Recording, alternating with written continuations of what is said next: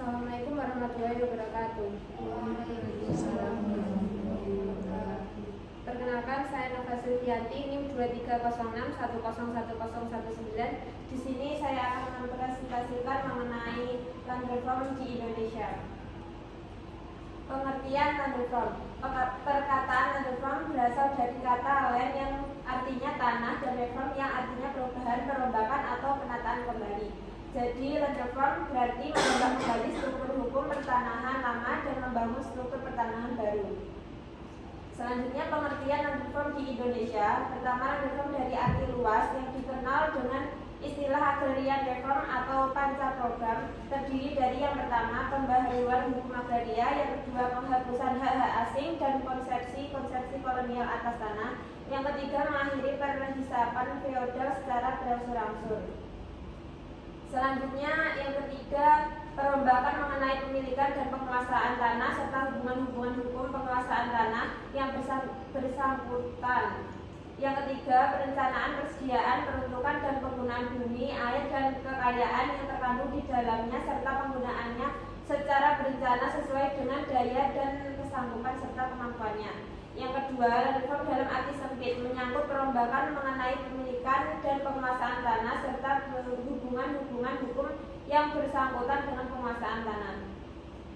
Selanjutnya asas land reform. Asas land reform adalah suatu asas yang menjadi dasar dari perubahan-perubahan dalam struktur pertanahan hampir di seluruh dunia termasuk di Indonesia. Asas tersebut adalah bahwa tanah pertanian harus dikerjakan atau diusahakan secara aktif oleh pemiliknya sendiri. Kemudian tujuan land reform. Tujuan land reform yaitu untuk mempertinggi penghasilan dan taraf hidup para petani, terutama petani kecil dan petani penggarap, sebagai landasan atau persyaratan untuk menyelenggarakan pembangunan ekonomi menuju masyarakat yang adil dan makmur berdasarkan Pancasila. Selanjutnya, tujuan land reform yang pertama, keadilan sosial. Menciptakan pembagian yang adil atas sumber penghidupan rakyat tani berupa tanah sehingga hasil pertanian dapat dinikmati secara merata. Yang kedua, pemberdayaan petani, memperkuat hak milik atas tanah bagi setiap warga negara, baik laki-laki maupun perempuan, untuk meningkatkan taraf hidup mereka. Yang ketiga, penghapusan sistem tuan tanah, mengakhiri dominasi pemilik tanah besar dan mencegah penumpukan kepemilikan tanah oleh segelintir orang. Selanjutnya, landasan hukum land reform. Satu kesatuan landasan land reform menurut UU-PA. Yang pertama, pasal 7 UU-PA, bahwa untuk tidak merugikan kepentingan umum maka pemilikan dan penguasaan tanah yang melampaui batas tidak diperkenankan. Yang kedua, pasal 10 UU-PA, setiap orang dan badan hukum mempunyai sesuatu hak atas tanah pertanian. Pedanasasnya diwajibkan mengerjakan atau mengusahakannya sendiri secara aktif dengan mencegah cara-cara pemerasan. Selanjutnya, pasal 17 UU-PA. Dengan mengingatkan ketentuan dalam pasal 7, maka untuk mencapai tujuan yang dimaksud dalam pasal 2 ayat 3 diatur luas maksimum atau minimum yang boleh dipunyai dengan suatu hak tersebut dalam pasal 16 oleh satu keluarga atau badan hukum. Kemudian landasan land reform. Yang pertama, larangan menguasai tanah pertanian melebihi batas. Yang kedua, larangan pemilikan tanah secara absenti atau buntai. Yang ketiga, redistribusi tanah selebihnya dari batas maksimum, tanah absenti, tanah bekas swapraja, tanah-tanah negara lainnya. Yang keempat, pengaturan soal pengembalian dan penebusan tanah pertanian yang digadaikan. Yang kelima, penetapan batas minimum pemilikan tanah pertanian serta larangan melakukan perbuatan-perbuatan yang mengakibatkan pemecahan pemilikan tanah pertanian menjadi bagian-bagian yang terlampaui kecil. Selanjutnya, program land reform. Yang pertama, pembatasan luas maksimum penguasaan tanah, mengatur batas maksimum luas tanah yang dapat dimiliki oleh individu atau entitas. Yang kedua, larangan pemilikan tanah secara absenti, melarang pemilik tanah yang tidak mengelola tanahnya secara langsung. Selanjutnya yang pertama, redistribusi tanah, yaitu menyalurkan tanah yang melebihi batas maksimum kepada petani kecil dan penggarap. Yang kedua, pengaturan kembali perjanjian bagi hasil, yaitu menyusun ulang perjanjian bagi hasil antara pemilik tanah dan petani penggarap untuk memastikan keadilan dalam pembagian hasil pertanian. Kemudian Soekarno mengatakan non-reform merupakan bagian yang tidak terpisahkan dari revolusi Indonesia. Banyak tanah yang bisa diolah, yang diterlantarkan para tuan tanah bisa diubah menjadi tanah-tanah yang produktif. Para tuan tanah wajib menyerahkan kepemilikan mereka yang melebihi batas tapi mendapatkan ganti rugi yang layak, asalkan peraturan yang efisien dibuat dan mereka tumbuh menjadi penguasa manufaktur yang sukses. Dan reform yang dijalankan secara tepat bisa menghasilkan distribusi pendapatan yang lebih adil di antara warga negara dan menciptakan sebuah struktur sosial yang akan membuka jalan bagi produksi nasional yang tinggi. Kemudian tantangan pelaksanaan. Meskipun non-reform memiliki tujuan mulia, pelaksanaannya seringkali terhambat oleh yang pertama, birokrasi yang rumit, proses administrasi yang lambat dan kurang efisien. Yang kedua, kondisi sosial dan ekonomi, ketidakstabilan politik dan ekonomi yang mempengaruhi implementasi program. Yang ketiga, kurangnya dukungan masyarakat, keterlibatan masyarakat dalam proses pengambilan keputusan seringkali minim.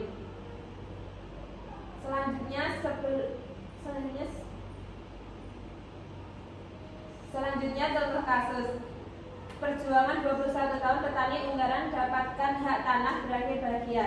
Setelah berjuang selama 21 tahun, para petani yang tergabung dalam paguyuban petani penggarap tanah rakyat di Kabupaten Semarang akhirnya mendapatkan sertifikat redistribusi tanah seluas 198 hektar di lereng Gunung Unggaran. Sertifikat tersebut diserahkan secara virtual oleh Presiden RI Joko Widodo, disaksikan Gubernur Jawa Tengah Ganjar Pranowo di Gedung Dahadika Bakti Praja Rabu 22 Juli 2021. Selama 21 tahun memperjuangkan tanah ini, lawan saya tidak main-main, banyak pihak macam-macam, tidak semudah itu, banyak ganjalan-ganjalan, kata salah satu petani Sutrisno saat ditemui seusai acara.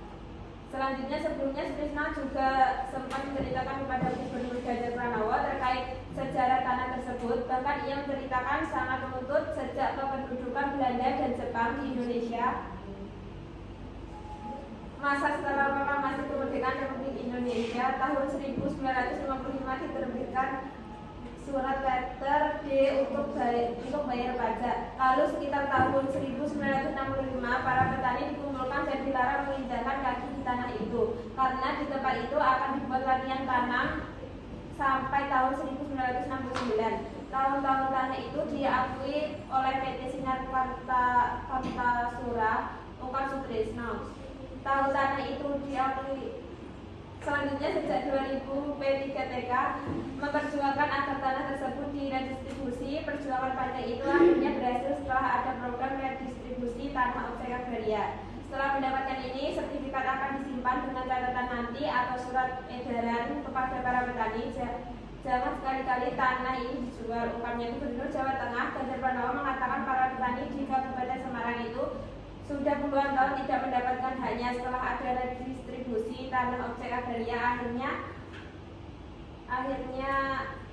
dan hak petani kembali didapatkan. Selanjutnya, saya kira reforma agraria di redistribusi tanah ini bagian dari yang ditunggu. Masyarakat sangat menunggu, pasti mereka sangat senang sekali karena akhirnya mendapatkan kepastian dan mereka bisa menggarap untuk kesejahteraan mereka, katanya. Ganjar juga mendukung Presiden Joko Widodo untuk memerangi mafia tanah. Menurutnya, saat ini masih banyak kejadian hak atas tanah. Seseorang hilang karena ada kekuatan yang mengambil alih dengan cara apapun.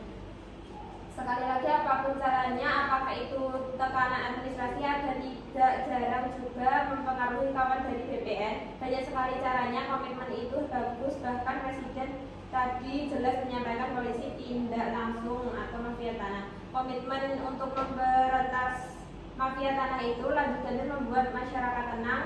Mereka yang memiliki sertifikat dan legalitas yang jelas terkait hak atas tanah dan kepemilikan tidak dapat digugat lagi. Itulah kepastian yang sudah disampaikan Presiden tadi. Mudah-mudahan mereka mafia tanah semua berhitung apabila akan mengganggu hak atas tanah milik orang lain, kata Ganjar.